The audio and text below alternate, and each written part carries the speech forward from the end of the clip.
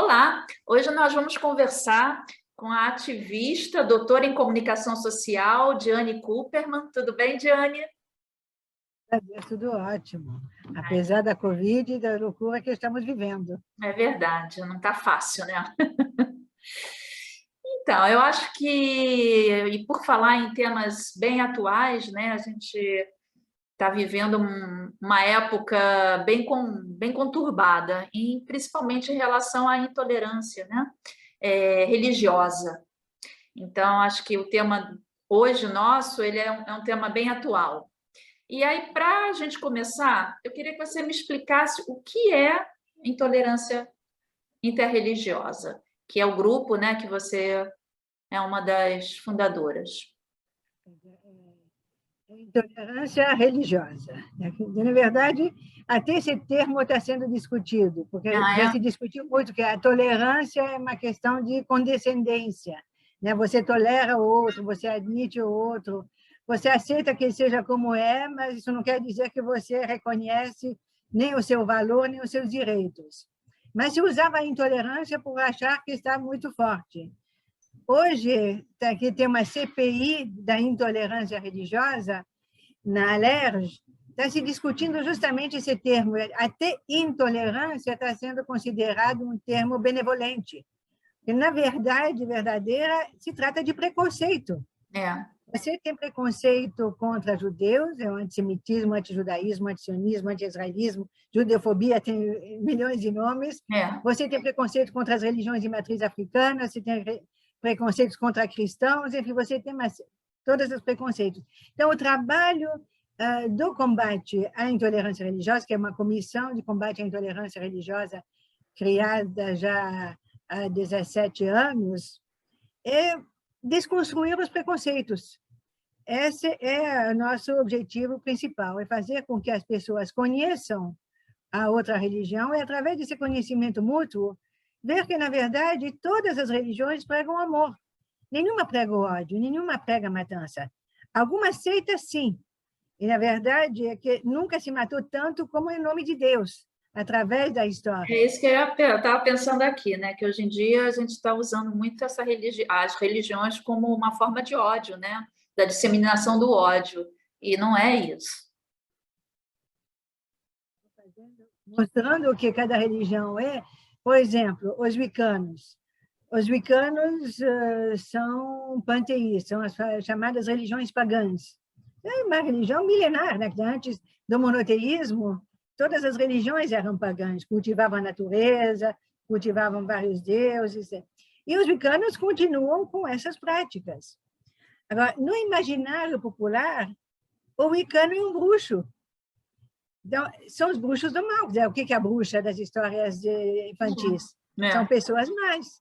Então, quando eu conto para meus netos que eu tenho amigos bruxos, arregalam os olhos. E aí eu explico que são bruxos do bem, que são amigos.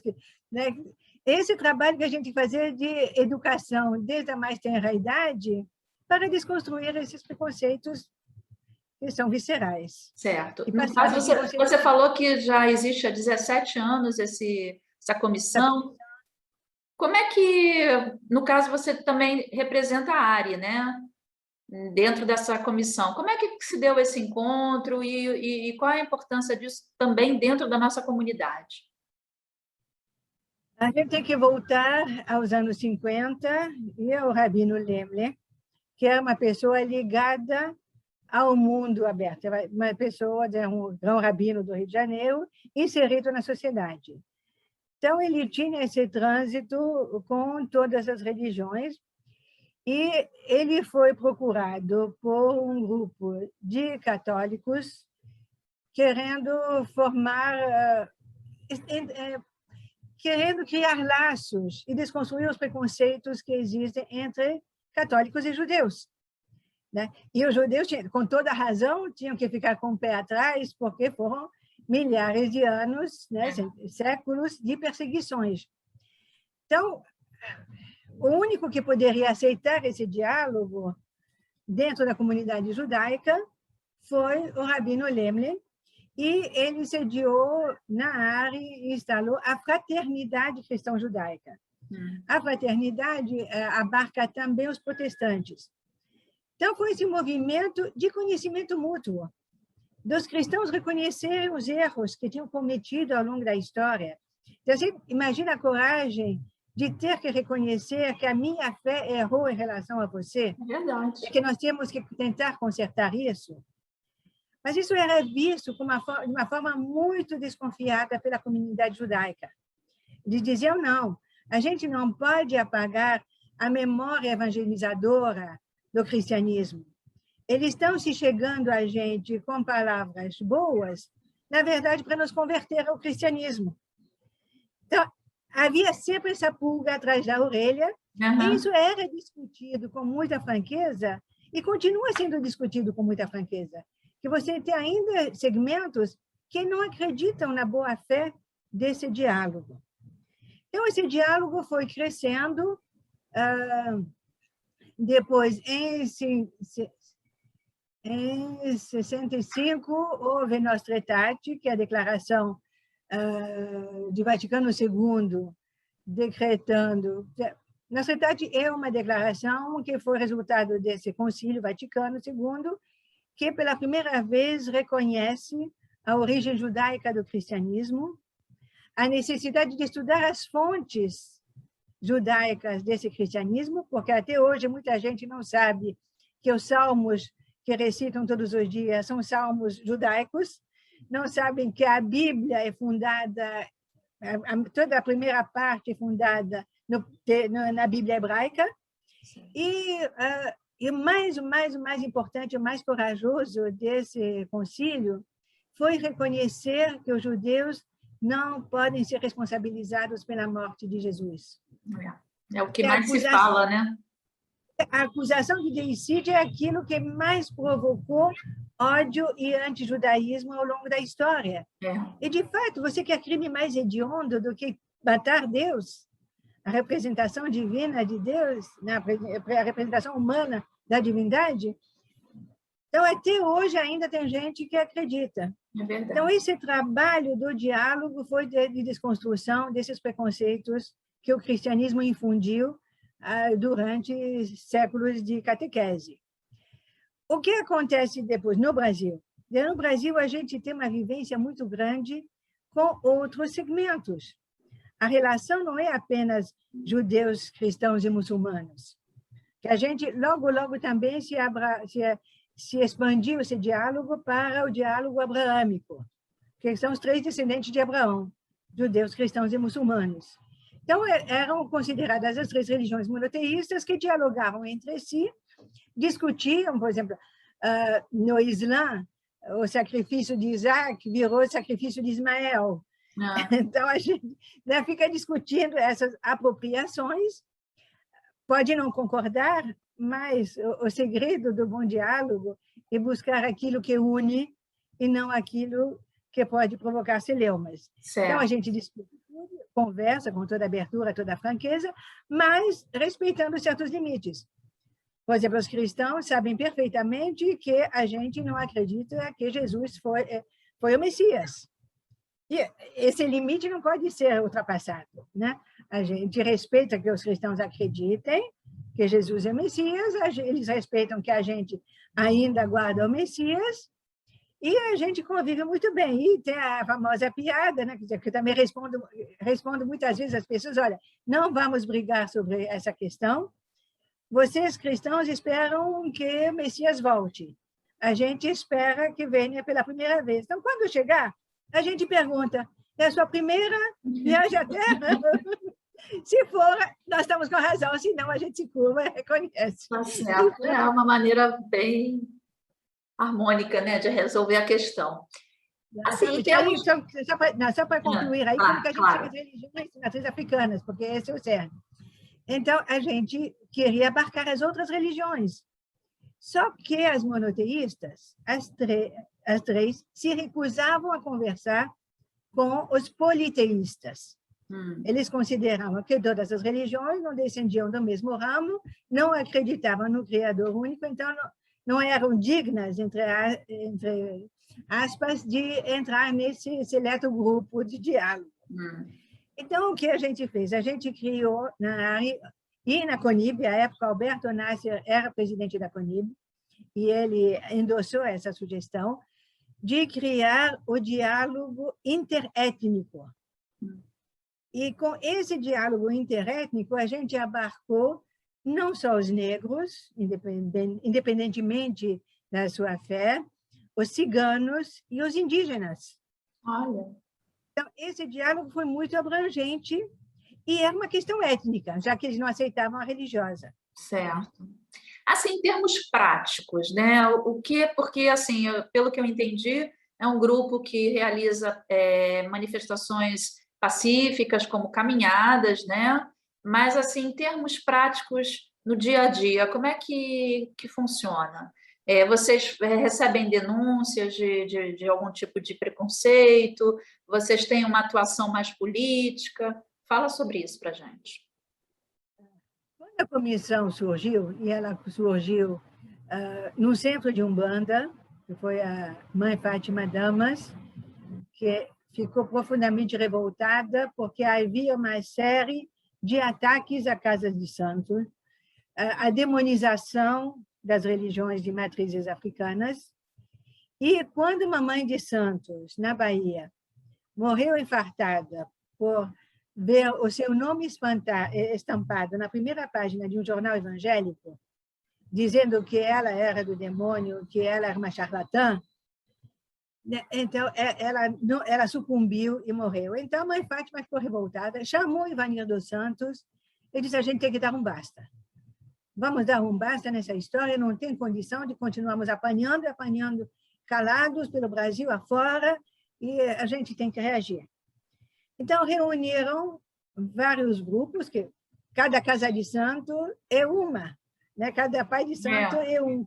Então, é uma diversidade, uma pulverização muito grande, mas conseguiram reunir um grupo grande e fundaram a Comissão de Combate à Intolerância Religiosa. Mas o Ivanir teve uma visão muito inteligente e foi muito combatido por isso, inicialmente, por seus pares. Ele disse: nós sozinhos vamos falar para nós mesmos. E a falta de visibilidade que temos, continuaremos tendo. Nós temos que ter aliados fora.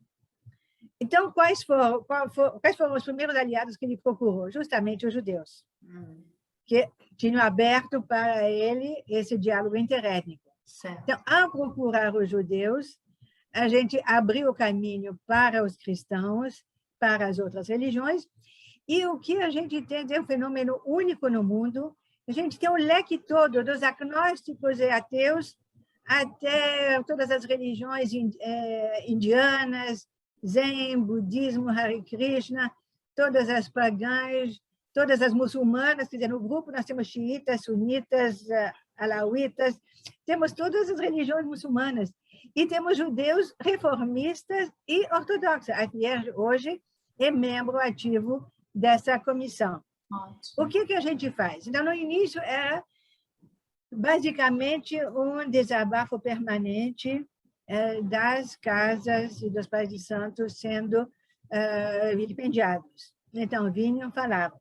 Mas nós não tínhamos instrumento para poder formalizar as denúncias. As denúncias eram levadas, feito o boletim de ocorrência, e era considerado uma injúria menor, ou uma briga de vizinho.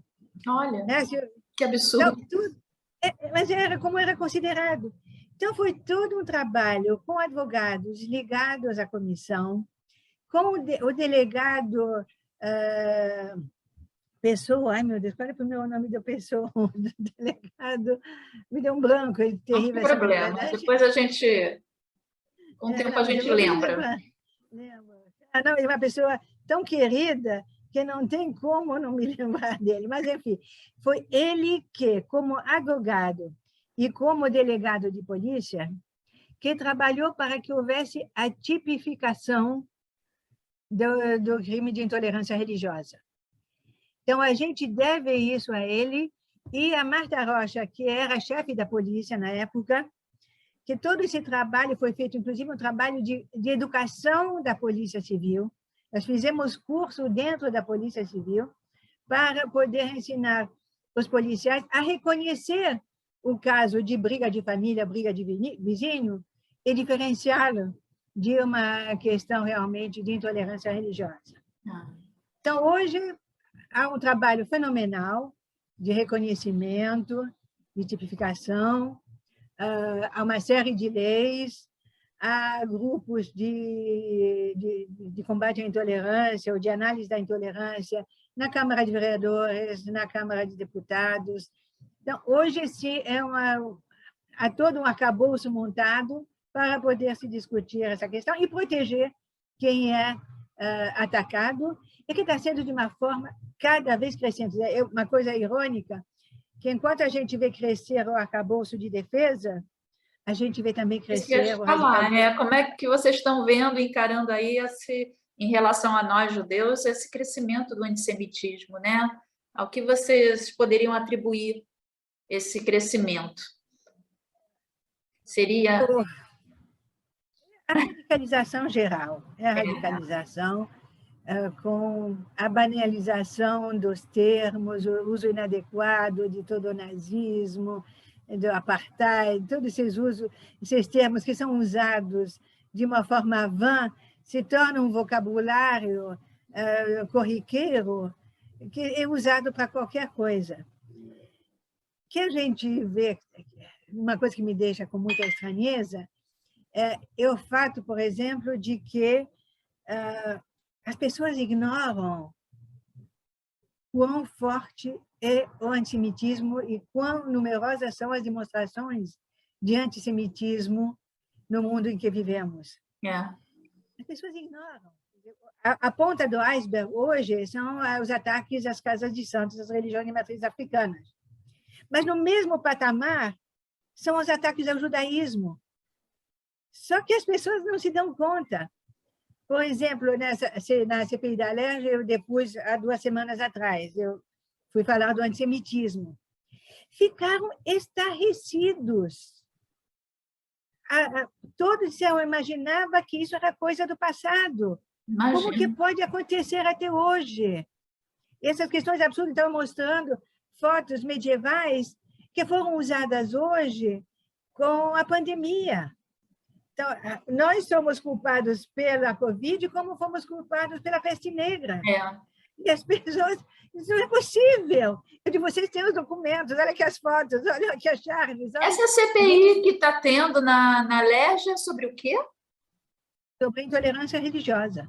Mas ela é presidida por Marta Rocha, o relator é o deputado Átila Nunes, e tem uma série de deputados que estão juntos. Mas existe um caso específico que aconteceu e por isso está sendo feita essa CPI? O crescimento dos ataques ela nasce basicamente pelo crescimento dos ataques às religiões de matriz africana. Que não tem uma semana, não tem um dia que não surja uma depredação de casa de santo. E é interessante, né, que a gente não vê isso na mídia diária. Já começa a ver, mas você vê algumas coisas. Você só vê algumas coisas. Antigamente você não via nada. Hoje a mídia está começando... assim, ultimamente eu não tenho visto. Então, você tem um fenômeno terrível, por exemplo, o tráfico.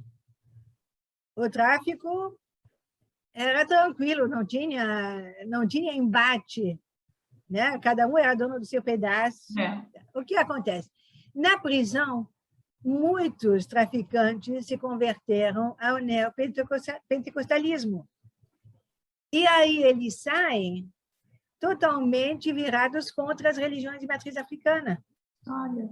Então, eles atacam essas casas de santo, em nome de Jesus, manda a mãe e o pai de santo destruir seus objetos sagrados e muitas vezes expulsam pai e mãe de santo da sua própria casa. Então, você tem o pai e a mãe de santo que perde a sua casa, o seu sustento, as suas raízes e o seu local de culto. Porque o sagrado ali é fundamental, é tudo junto. E você tem a gente está voltando ao tempo do Império, né? Literalmente, mais ainda, né? Exatamente, é mais um tempo medieval. A relação do candomblé, da Umbanda, com o local de culto é também uma relação com a ancestralidade. O filho de santo herda do pai e da mãe de santo, que nem sempre são carnais. Mas essa herança vem por causa dessa ancestralidade que está sendo redescoberta. Então, você, tirando, se desenraizando esse pai de santo, ele perde completamente o chão. Então, é de uma crueldade ímpar. Então, os nossos protestos permanentes fizeram com que a ALERJ resolvesse montar essa CPI para colher todos esses depoimentos. A crítica que eu faço a essa CPI é que ela está voltada praticamente apenas em relação às religiões de matriz africana. O meu depoimento sobre antissemitismo despertou. Então, eles estão pensando em fazer talvez mais um encontro para poder desvendar, e aí eu vou propor mais nomes para virem falar sobre antissemitismo, diz a Paulo Gaga, que é alguém muito conhecido. E é engraçado, o Carlos Mink faz parte dessa CPI, e ele também dirige a Comissão contra Racismo e Intolerância Religiosa. Então, a gente tem que despertar, mostrar isso tudo, que você tem a intolerância contra muçulmanos, mulheres muçulmanas se queixam quando elas aparecem com o hijab delas, como elas são olhadas de lado, como elas são desprezadas, desrespeitadas. Os Hare Krishna mesmo, com as vestes deles, ciganos acusados... O próprio judeu, né? O judeu o tempo todo, ortodoxo. Eu promovi uma mesa juntando justamente uma judia ortodoxa, Hare Krishna, e várias mulheres cujas vestes e roupas atraem olhares diferentes dentro dessa caminhada. Então, é isso, a gente tenta denunciar e mostrar. A Câmara dos Vereadores também organizou um grupo de combate, teve 2 reuniões no início do ano, mas, por enquanto, não teve mais desdobramentos. Não sei se a praxe é esperar que a ALERJ termine, não sei. Mas, enfim, está todo mundo acordando para essa necessidade, porque até católicos são perseguidos. A gente não imagina que possa haver perseguição a católicos, mas vem por parte porque hoje em dia existe um trabalho meio voltado para evangelizar, né, todo mundo, né? E isso também gera uma perseguição a todos, né? É aquela história, começa com um grupo pequeno, e aí há uma indiferença porque é um grupo pequeno, mas logo em seguida o outro grupo também, até que todos acabam abrindo os olhos, porque realmente não existe uma coisa assim específica. O preconceito, o racismo, ele gera, não é só para um grupo, ele acaba se expandindo, né? E aí tem que reagir antes que seja tarde, né? Exatamente. Uma coisa que me chama um pouco a atenção é o grupo maior de mulheres do que de homens. Isso é uma impressão ou é uma realidade? Não é realidade. Você vê a marcha... Seu som não está... Fala. Esse ano é a 14ª marcha que acontece. Desde a primeira, estava muito equilibrado. Você tem muitas mulheres, muitos homens e muitos gays. Você tem de tudo. Aí a gente, nessas marchas, nesses grupos, a inclusão total, não há discriminação. Talvez as mulheres apareçam mais... Eu vou prestar atenção, realmente é algo que... Não, é só uma pergunta, não tem nada de... porque eu sempre vejo assim, um engajamento maior feminino, né? Não vejo assim... Eu sei, lógico, que existem homens que participam, mas geralmente são a liderança é uma maior liderança feminina. No nosso caso, da comunidade judaica, hoje a gente pode dizer que sim, que as mulheres pegaram a bandeira e levam adiante. Mas por que a gente faz isso? Porque homens nós delegaram, e não houve homens para levantar essa bandeira. Começou com o Rabino Lemler, depois veio o Roberto Gretz. Eu recebi a tocha, junto com Janete Erles, do Rabino Gretz. Diz, vocês que têm que levantar essa questão. E aí, por um tempo, realmente, você talvez tenha uma coisa interessante, é que a base do diálogo católico-judaico foi da fraternidade cristã-judaica, principalmente, foram as freiras de Sion e as mulheres da ARI junto. Então, aí a gente teve esse trabalho muito grande, muito forte, nós fazíamos seminários semestrais para a desconstrução dos preconceitos entre católicos e judeus. Fizemos assembleias no Rio que contou com praticamente todos os arcebispos ligados ao diálogo na ARI, todos os arcebispos do Rio, assim que entronizados, vieram para a ARI. E o próprio Dom Eugênio, quando surgiu esse movimento, Dom Eugênio era o arcebispo cardeal do Rio de Janeiro. E ele tinha, ao fundo, não acreditava nesse diálogo e não gostava muito da gente, não. Então, conseguir levá-lo a uma Assembleia Nacional, numa sinagoga, equivale à visita do Papa à grande sinagoga de Roma. Ninguém acreditava que a gente conseguiria, e a gente conseguiu. Ele ficou tão encantado que ele continuou participando e veio para uma outra Assembleia, novamente na ARI. Então, isso mostra como o diálogo consegue abrir os olhos.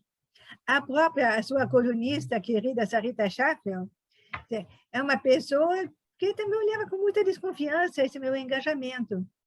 E quando ela foi presidente da federação, ela me convidou a ser a coordenadora, a diretora de diálogo. Então, eu disse sim, mas a gente vai manter o acordo que eu fiz com Osias, porque quando Osias foi presidente, eu era vice, a minha condição para entrar na Fierge era de dar seguimento ao diálogo, porque a Fierge não queria saber de jeito nenhum de diálogo. E o nosso modus vivendi foi: a ARI continua sendo a responsável pela direção religiosa. Então, em termos de religião, já que os ortodoxos não aceitam de jeito nenhum o diálogo, a ARI é aquela que define as questões religiosas e os embates e as questúnculas, e a Fierge assume a questão política, a representação política. Então, a gente fez esse acordo e funcionou muito bem. Os 4 anos da nossa gestão foram fantásticos e realmente deu um incremento para o diálogo. Depois veio o Nisquet, que também acredita no diálogo, é uma pessoa também muito voltada ao diálogo, então continuou. Mas depois dele, a coisa arrefeceu. E a gente teve problemas e certos embates, porque a Fierge só queria na hora que podia aparecer na foto. Mas, fora disso, não acreditava e bombardeava qualquer iniciativa nossa, inclusive tentando deslegitimar, boicotar, mandando carta dizendo que a gente não tinha representação judaica. Então, desrespeitando... Foi assim uma guerra suja. Mandaram mesmo, dizendo que a Diane não representa, mas eu dizia, não representa. Nunca usei a federação em vão. Inclusive, hoje, quem representa a ARI é a Ana Luísa Grillo Balaciano, que é a diretora de diálogo, a coordenadora de diálogo interreligioso e interétnico da ARI. Então, é ela que representa a ARI. Eu continuo na retaguarda, mas, por força do hábito e pela minha quilometragem rodada, as pessoas ainda me procuram como você me procurou. E esse histórico a Ana ainda não tem. Mas, voltando então da Sarita, porque eu queria contar, a Sarita também diz, bom, você cuida, é teu terreno. Eu disse, não, é meu terreno, mas a Fierge tem uma representação política. Então, de todas, por exemplo, quando foi a entronização do Dom Rani, ela era a presidente, ela foi descobrindo esse mundo de diálogo, de trocas, de desconstrução de preconceitos, e se apaixonou. Eu me lembro disso, porque eu acho que nessa época eu trabalhava na Fierge também, eu trabalhei com a Sarita. Verdade, verdade. Eu me lembro que ela participava, ela ia nos encontros. As pessoas só descobrem a importância quando ingressam nesse diálogo. Antes disso, fica muito, muito difícil entender o alcance. E a importância, né? E eu acho que agora o momento não que antes não fosse, mas eu acho que cada vez é mais importante, né? Que a gente realmente está vivendo questões muito, muito preocupantes em relação a essa intolerância. uma coisa muito sutil e muito séria. Esses traficantes, como são evangelizadores, e querem, no fundo, da evangelização, por quê? Para que Jesus volte, o Messias volte, que venha finalmente a era messiânica. Então, eles têm que converter todo mundo ao cristianismo e, mais ainda, os judeus, porque são a base. Então, tem todo esse trabalho. Por isso que eles gostam tanto de judeus, né? Gostam entre aspas. Alguns genuínos, alguns a gente não pode generalizar, né? Tem muita gente não que gostam, realmente... mas é aquela história, gostam do judeu da forma como eles imaginam que deveria ser. E adotam cada vez mais nomes judaicos e a bandeira de Israel. Que a gente vê em manifestações políticas e todo mundo se pergunta o que aquela bandeira está fazendo ali, né? Não tem absolutamente nada a ver. Mas nessa questão da intolerância religiosa, o que você vê? Esses traficantes colocam no alto do seu ponto a bandeira de Israel. O que eles se chamam? Adotam nomes judaicos, é o complexo de Arão. Então, quando eles vão atacar uma casa de santo, eles vão com a bandeira de Israel, em nome de Jesus e em nome de Arão, de Moisés, de nomes judaicos. E os judeus sempre pagam a conta, né? Exatamente. O imaginário de quem é atacado não são apenas os evangelizadores, mas são os judeus que estão atacando. Então, vem direto, até numa dessas reuniões da Câmara dos Vereadores, um dos vereadores falou, tem os ataques israelitas, e diz, que ataques israelitas? A gente combate, porque isso justamente fomenta o antissemitismo. Eles vão atacar, se sentem atacados por judeus e por Israel. Não é nada disso, ao contrário, a gente tem que impedir o uso, a usurpação dos nossos símbolos. Exatamente. É uma guerra em todas as frentes, o tempo todo. Não é fácil, quer dizer, a gente ainda tem isso como uma coisa nova, né? Porque não era uma coisa muito comum, eu não via tanta bandeira de Israel por aí. Agora, realmente, você está falando também dessa parte, no caso aí dos traficantes, ainda fica pior ainda. Eu queria te perguntar sobre essas lives que vocês têm feito. Fala sobre elas, como é que estão sendo feitas e os temas. No ano passado, ficamos perplexos, porque estamos acostumados já a caminhada cada vez maior, andávamos todo ano na orla de Copacabana, então era assim, com manifestações culturais, sempre pacífico, tudo. O ano passado, com a Covid, ficamos perplexos, o que vamos fazer? Aí veio a sugestão, vamos fazer o que todo mundo faz, seminários virtuais. Então, foi excelente, porque a gente fez durante todo o mês que antecedeu, a gente organizou uma série de lives sobre todos os temas. A mulher, primeiro um balanço sobre o que esses 13 anos, a bar mitzvah, né, da caminhada ano passado, como o que aconteceu, quais os progressos. Estávamos num momento de internacionalização, inclusive, da caminhada, né? O Ivania tinha sido chamado para os Estados Unidos, recebeu uma honraria, né, do governo americano por esse trabalho contra a intolerância religiosa. Então, a gente estava com delegações da França que viriam, da Alemanha. Era realmente a internacionalização desse nosso movimento e veio a Covid. Então, vamos fazer também uma live internacional, chamar a gente do Canadá, vamos falar desse trabalho todo. Então, fizemos durante todo o mês uma série de lives que foram muito bem sucedidas, e culminou com o dia da caminhada, que é sempre o terceiro domingo do mês de setembro, com um evento, um seminário de dia inteiro, várias mesas e tal. Esse ano, havia certeza que poderia ser presencial. E eu dizendo, gente, vamos repetir o modelo do ano passado, que foi tão bom, tão perfeito, ainda há muitos temas para discutir, tem todas essas manifestações novas, a gente tem que mostrar ao mundo que isso existe também, vamos aproveitar. Não, vai ser presencial, inclusive estava programado um ato interreligioso, porque sempre tem um ato interreligioso. No Corcovado, eu já imagino que coisa linda. Eu disse, mas o nosso rabino não vai ao Corcovado. Tudo bem, então a gente faz híbrido. Mas tudo bem, vamos manter isso. Até que, 10 dias antes, com a Delta e as outras cepas, viu que não dava para ser presencial. Então, resolveu, como estava muito em cima, no dia houve, no terceiro domingo, no dia 19 de setembro, houve 4 tendas colocadas na Avenida Atlântica, com pessoas passando, não mais de 20 pessoas, nada de aglomeração. Então, se montou toda uma escala para as pessoas que circulam poder estar presentes. Distribuíram flores, isso foi muito bonito, para quem passava, porque eles passavam, achavam estranho, né? Primeiro uma tenda com gente vestida diferente, né? Porque cada um vai com seus trajes, os religiosos com seus trajes e tal.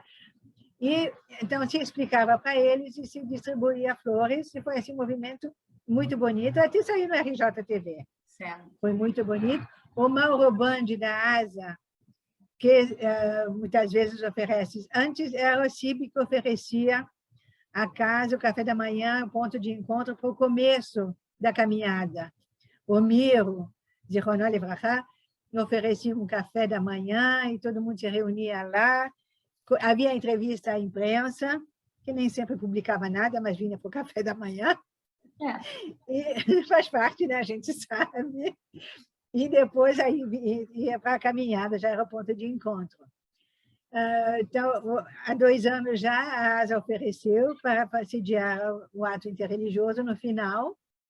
Então, manteve. Então, Mauro Bandi teve representando a nossa comunidade, porque ele circula, então ele representou a nossa comunidade nessas tendas, e o Hélio Kaufmann também participou também dessa caminhada parada virtual. E montamos, então, uma série, a partir da segunda-feira 20, montamos uma série de lives sobre as questões diversas. Como também estava muito em cima e não havia estrutura para poder difundir e divulgar bem, cada segmento um pouco se cuidou de si. Por exemplo, os wiccanos, que são também vários segmentos, né? Quando a gente fala... Da mesma forma, judaísmo, a gente pensa que é tudo monolítico, que os wiccanos é monolítico, que Umbanda é monolítica, Candomblé... Não, são pequenas células, cada uma com suas necessidades e com seus rituais. Certo. Então, por exemplo, os wiccanos fizeram uma série de lives juntando seus grupos e cada um contando como vê uma determinada questão, a questão da mulher, a questão da floresta, a natureza, né? A importância da natureza. Os indígenas tiveram um trabalho fantástico. Isso também é algo muito, muito, muito sério, que é totalmente desconhecido, os ataques a grupos indígenas pelo Brasil afora. A gente está assistindo isso, né? Tá, mas não na sua real dimensão. Imagina. E não na perversidade, porque atacam pessoas, atacam lideranças, tentam desconstruir essas lideranças, diminuí-las para com o resto do grupo. Então, e isso, para as pessoas que não estão acostumadas a esse jogo político sujo, é devastador. Então, conseguimos convencê-los a participar de lives, a organizar as suas lives, mesmo com toda a dificuldade, porque a internet está difícil, ainda é discada, né? Quer dizer, é uma precariedade total. Então, você dar voz a esses grupos é muito importante. A comunidade judaica também, o que nós fizemos, Ana e eu organizamos uma série de lives pontuais, por exemplo. Amanhã, não vai sair amanhã, não. Vai ter uma de jovens. Nós juntamos judeus, muçulmanos, espírita, candomblé, Hare Krishna, juntamos uma série de jovens de várias religiões. Eles vão se perguntar, vão pesquisar sobre as religiões dos outros e vão trocar. E vão fazer perguntas. Então, o que a gente procurou? jovens que conheçam a sua religião para poder responder a respeito e que tenham curiosidade sobre as outras. Ou que possam também colocar os preconceitos que eles ouvem para os outros poderem desconstruir. Então, essa live vai ser riquíssima. Né? E me diz uma coisa, existe um canal onde as pessoas podem assistir depois que acontece esse encontro? Devem ser, são todos colocados no canal da CCI. Tem o YouTube da CCI, da Comissão de Combate à Intolerância Religiosa. Alguns vão estar no YouTube da ARI também, por exemplo, essa de antissemitismo, que eu estou promovendo com Carlos Ming, Paulo Geiger, Bruno Gottlieb, vai ser gerada pela ARI, porque como também tudo é precário, eles não têm, a CCI não tem condições de gerar todas as lives. Então, os wicanos estão gerando por seu próprio canal, a ARI está oferecendo o Zoom da ARI para poder gerar esses, e os muçulmanos também estão, os espíritas, tem grupos de banda que tem até rádio, então, estão também liberando. Então, isso daqui, né, cada um contribui, porque a gente não tem verba oficial, não mama na teta do governo, né? São as contribuições individuais, e o aporte que cada um pode trazer com sua força. Por exemplo, a gente traz com a nossa força, a nossa vontade, a nossa convicção, o nosso trabalho voluntário. Claro. Essa é a nossa força. E está indo, né? Isso que é importante. O importante é estar em movimento e fazer, né? Mostrar o que pode ser mostrado. E então, quer dizer, as pessoas vão ter acesso pelos canais do YouTube, tanto da ARI quanto do CCIR. É CCIR, não é isso? Comissão de Combate à Intolerância Religiosa. Okay. CCIR. Bom, Dione, eu acho que a gente conseguiu explicar um pouco, né, do que é, né, essa comissão, e eu te desejo sucesso aí no seu projeto, na sua meta, e que isso realmente é muito importante. Né? A gente faz um trabalho, e até em nome mesmo da nossa comunidade, a gente está participando de um grupo desse, para a gente é muito importante. Não é isso? Que possa ser presencial e possa se tornar internacional. Sim, tem mais uma forma de ser virtual, é uma maneira também de agregar mais pessoas, né?